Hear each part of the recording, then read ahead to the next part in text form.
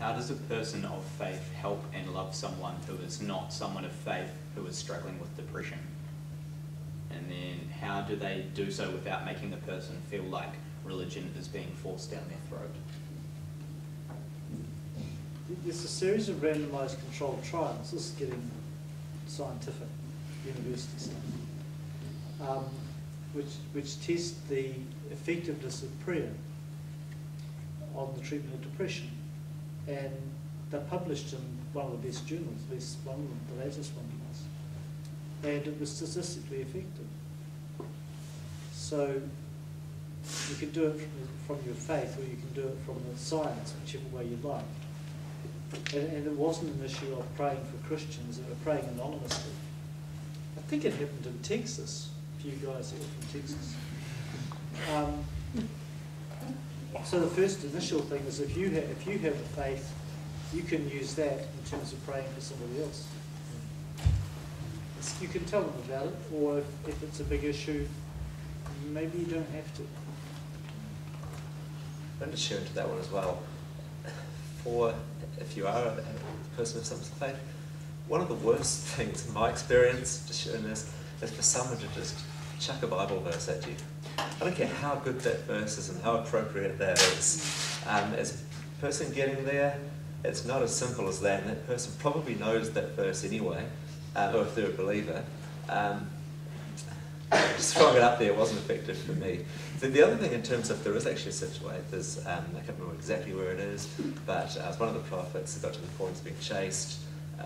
Someone's after his life, Elijah, and says, I wish I was dead. And if you take a look at that situation, the first response that the Bible shares is that he is provided with food and with water. And again, the next day, food and water. So it was the physical needs that were met first, and then that's the encounter with God there. Now, okay, let's not make rules out of that. But I think, yeah, cliched throwaway prayers without investment and prepared to take up someone's physical needs can seem a wee bit hollow. I think too often we can think that a Bible verse and a little bit of pray is going to be the answer. And if we're sensible, we know that that isn't actually true, and particularly not when we're dealing with a person that's not a Christian.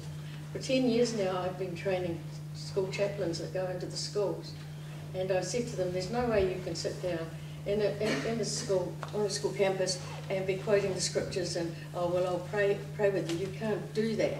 But you have to be men and women of the Word that actually know what the Word of God says, so that you are what you eat, and so what you have taken in, you begin to speak it. You begin to speak it out. And many times in counselling, people have said to me, "Oh, that seems wise," and I think, "Yeah, well, I know where it comes from, but you don't." You know, and it's a scriptural principle which I haven't had to, or felt obliged to quote or anything, but just spoken truth. And so I use, a lot of the time, I use the story of Elijah, which is the greatest, I think, a lesson there in psychology for depressed people. And get your rest, get your food, and letting them talk without making a judgment call, and just letting them get it out. When God asks him a question, and that small still voice says to him, "Where are you at? What are you doing here?" Like God needed to know. God is all-knowing. It was to actually provoke Elijah into talking it through.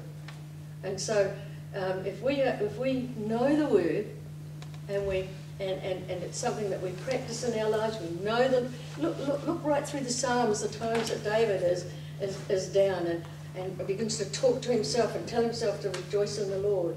You know what the Word says in these situations, and you'll begin to speak it out without actually feeling as though you're preaching, which I nearly did. I think there are different circumstances for different people though too. I agree with that. If it's a person who's come through, done some wonderful things, and this is kind of a one-off different episode. But when we were working with the SIFS kids, which I did for about 4 years, frontline, which was enough, and then it's carried on the background for 10.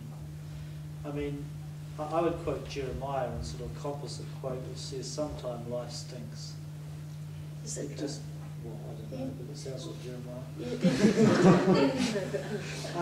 And I mean, sometimes life stinks. It really does stink. And there are circumstances that people go through and you go, I'm really glad that's not me. And I wish it wasn't you, and I wish you hadn't gone through all those things, but sometimes people have gone through stuff which stinks. And start from there. Because you can't write it off that there was a nice trite way through there. I mean, there is an incidence, we know there's instances of some sorts of things which are there in people who become depressed and people who become suicidal. Abuse is one of them. The one that's probably more hidden is actually emotional neglect. And in some of the research we're just doing, it's actually a lot more powerful. It's more powerful as a statistical predictor of depression than as abuse.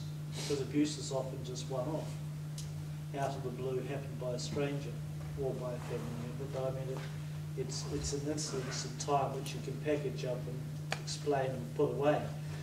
That your parents have emotionally neglected you is really hard to put away because it's happened for a long period of time. There's a twin study in the 1970s, I think it's by Kendler, which looks at the classic twin things, and the lack of parental support is the single biggest predictor of a future depressive episode. Okay, so, I mean, Jeremy sort of alluded a wee bit to this. Sorry, Jeremy, I'm not saying that, oh, he's got thumbs up, okay. But there are times when, you know, even amongst those of us who have done very well, parents, for whatever reason, didn't do what they should have done, or we would have hoped they would have done, that we hope that we would do, because I mean, it's nice talking about this in retrospect with your parents, actually it's different, and lots of pressures and so forth. But, you know, just start with life stinks and I wish it never happened to you. You know, how can I help? What can I do? How can I walk alongside you? And it may be a very long walk. It may be a walk that you never finish. I've got a guy who rings me up occasionally. I mean, not many people get my telephone number to do these sorts of things. I'm not coming out to you guys. But he brings me up occasionally for, is it 10, 12, 15 years? And some of the things that I know he went through, he may never get over it. He functions reasonably well now, but I don't think he'll ever really necessarily get over what happened for most of his childhood, most of his adolescent life. I wish it didn't happen, but I'll tell you what, I could really ruin your life by giving you access to some of the SIFS files. I'm not going to. It's somewhat unethical. But life out there at times is horrible.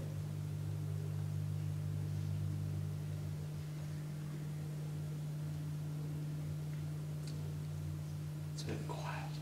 Sorry. The next question is depression the result of biological vulnerability, or are mentally healthy people able to become depressed as a result of life stresses? I think they just Yeah. talked about the other.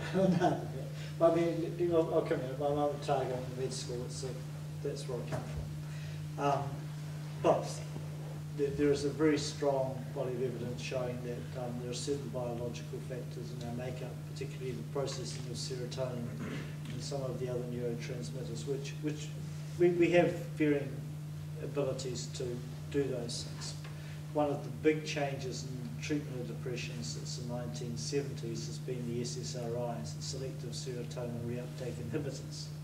They don't add anything to your body, they just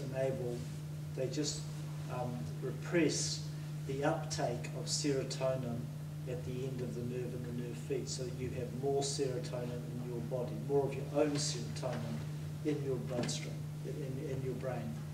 And I tell you, I mean, the treatment of depression has absolutely changed. It has gone from being one of the most difficult, one of the difficult disorders, in which there are many people locked up in hospital for long periods of time, to now being one of the most easily treated and cheapest to treat disorders, probably in medicine. So, I mean, SSRIs, with the oldest one is Prozac, there are 5 of them, and citalopram is the newest one, work, especially for people who have a biological predisposition to it, and shouldn't be written off. I mean, it's quite simple. They don't have too many side effects. They don't damage you long term. It works. Don't knock it. Sometimes people will also have the other things I was talking about before.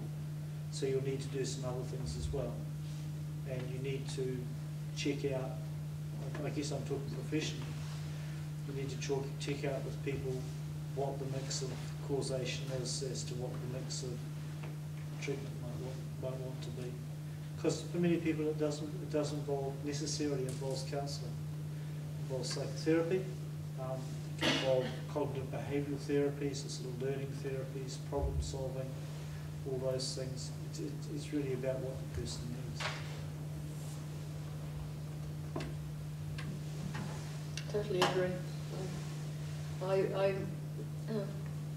try and encourage people to go on medication. There is a problem, of course, that many Christians, one, feel condemned that they're depressed, and two, don't feel that medication is the right way to go. And I think that we have to be aware that God knows our makeup, and He knows when the chemicals are low and what needs to be offered to us to bring that chemical level to a balance. And I find that if I'm working with people that are on medication after 2 or 3 weeks and they've started it, that we can change a lot of the behaviours, we can change a lot of attitudes because they're thinking in a much more rational way. And if you think about it, I mean, our bodies are munted, in a good Cantabrian phrase. I mean, we're not perfect. Because of what Adam did, we're stuffed. So not everything is perfect in our physical makeup, just as it isn't perfect in our emotional makeup. So let's not pretend that because we're Christians, we're other than munted. We are. One day we'll get the perfect body, but it's not here. No SSRI needed in heaven. Yeah.